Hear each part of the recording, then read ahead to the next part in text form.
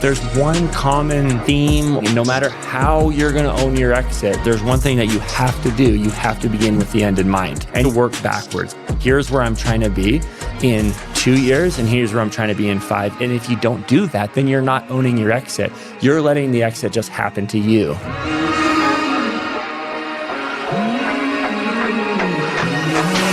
What's up, guys? Thanks for tuning in to another episode of Own the Exit. This is Aaron Leatherdale here. Today, I want to talk about owning your exit.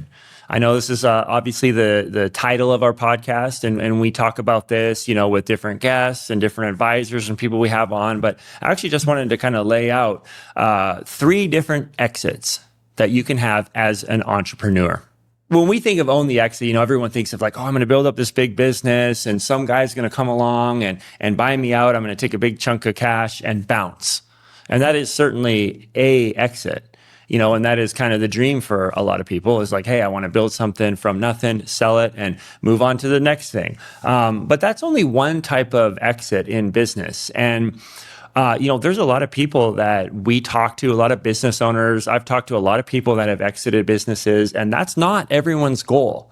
Not everyone wants to just, sell their baby that they built from scratch, have a chunk of money, and then go, lying on the beach in Florida for the rest of their lives and living off that, right? Like they want to continue managing that business, working in that business. And so in talking with a lot of folks and, different strategies, different goals, different lifestyle aspirations, here are kind of 3 different types of exits. And so there's the big exit, right? There's the exit where, you get the chunk of money. We've had multiple people on our podcast who have sold, for 8-figure, paychecks, larger even, where, that business is gone and, they've moved on to the next thing. But I was talking to one person and they felt like a sense of loss because even their brand and their unique kind of fingerprint on that business, it went away. It was dissolved and kind of absorbed into another company that bought it, and it kind of became merged with that company. And they're like, I lost it was like what I had built. Like I can't go look and say, hey, look at that beautiful thing I built because it went away. And he got a paycheck, but he almost had like a sense of loss of like, now what am I going to do, And obviously he has a big chunk of money to console, himself, on what his next steps are. But that's the classic exit that we all know about. But, I wanted to kind of talk through a few of these other types of exits. And one of them is, what I would say is exit number 2 is the one where it's some kind of merger or some kind of, capital event where you get a big paycheck, but you actually stay on with that business. And that's actually very common. A lot of times when you buy a business, sometimes there's a very short period, like 2 weeks, because they don't want the current owner sticking around influencing things or being viewed as the old owner or creating weird like interpersonal dynamics with the new team that's coming in. But there's other times where you actually have to stay on. Part of the agreement is, hey, I'm going to come and buy your real estate company. I'm just making up an industry, but I need you to stay on. This happens a lot in like consulting and like legal and where it's very relationship based, accounting, or a lot of those clients, there's a transition period where it's a couple of years where, somebody might come along and offer to buy your business tomorrow, but that doesn't mean you're off the hook. You might need to stay working in that business for 2 or 3 years. But there's a lot of people that want to do that. I have a good friend who started a business and it got bought by a big fund, Goldman Sachs. They had a giant fund and they threw his business in with a bunch of others. And they said, hey, we're going to give you this paycheck and you're out of here. And he said, well, I actually want to do this business. Like, I like my job. And so what happened is he actually stayed on voluntarily. He took some cash and then he took some equity in that fund.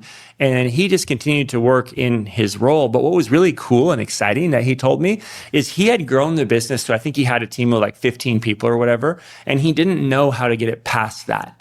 He had kind of grown the business to like the most that he could.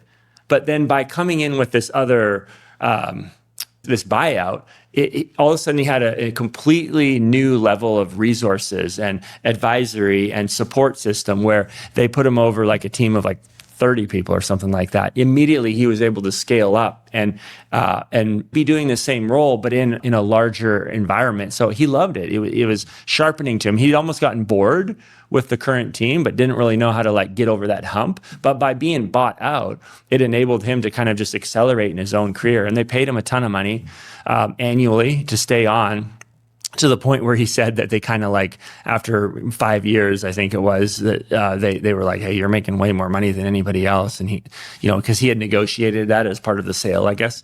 But anyways, that's something where he actually chose to stay on. So I think that's a very valid exit. A lot of us as entrepreneurs, we try to leave emotions out of it, but it's kind of hard when you build something, yourself. It's blood, sweat, and tears, and being able to stay on and kind of help continue to grow it to the next level can be very rewarding. And, sometimes it can be a little bit heartbreaking too, because the vision of the new company and the leadership could kind of steer, your company away. And that's exactly what happened with my friend there that I was just talking about. Is after a few years, it was like 5 years, the culture had just changed so much from the small culture that he had built, and even the vision, and not morals, that's too strong of a word, but basically their goals were, there was misalignment with his value system and kind of what he wanted to do in an environment that he wanted to work in. So he quit. And so that was a very valid exit, and then I would say the third exit that's also very valid, but not as talked about, is never exiting your business by choice. So there's a lot of business owners that start a business and they get trapped, right? Because they're wearing all the hats, the business revolves around them, the processes, the systems, they have information in their head that only they know, right? You don't want that, right? But that's a lot of small businesses, right? Where, hey, he's the guy, he started the business, all the decisions have to go through him. And that business owner, he or she, they have the power, right? They're the top dog, right? But then the downside of that is they always have to be available, right? And, there's business owners that haven't gone on vacations for years, because everything revolves around them. That's not an exit. But you could actually still be just as involved and just as active in your business long term, but have that freedom and have that separation between the business that you created and built and yourself. And I would say that's the kind of exit that is actually my goal. I have a real estate business, and I'm part of a private equity firm that we are building, and I want to do it for a long time. I don't have any plans of, exiting that business. My goal is to just keep working for a long time. I love it. I like the business. I love the people that I'm working with. And so to me, my exit in that situation is to be able to exit from roles within the business that don't match my personality, or I'm not skilled at, or I don't like, and I want to just kind of refine my lane within the business. So, hey, every day I'm waking up excited because I get to do things in the business that I want to do and I feel like I'm good at, and that will help the business grow, right? And so I want to be an asset to the business that I'm an owner in. I don't want to be a liability, right? I want to add value to it. And so that's, in a way, that's kind of an exit, right? Because I don't have to work at my business. I could leave my business and find somebody to replace me, or gradually transition out, because I don't want to be the central figure. Because then if I am, then that means I'm kind of bound, right? I'm kind of a slave to the business if everything has to go through me. I don't want that, right?